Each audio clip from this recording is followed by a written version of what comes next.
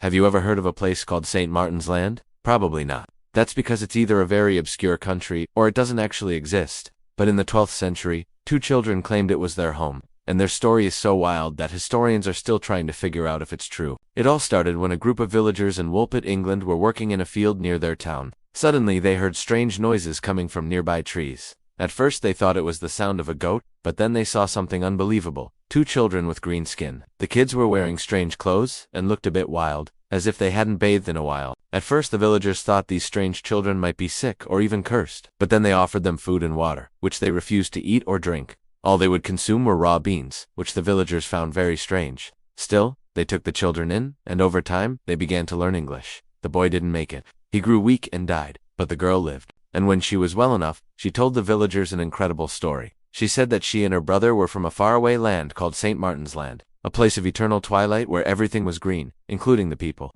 She said that one day she and her brother were playing near their home, when suddenly a big dog came up to them and started acting strange. The dog kept looking at them and whining, as if it wanted them to follow it, so they did. The dog led them to a field and then disappeared. And when they looked around, they realized they were in a completely different place.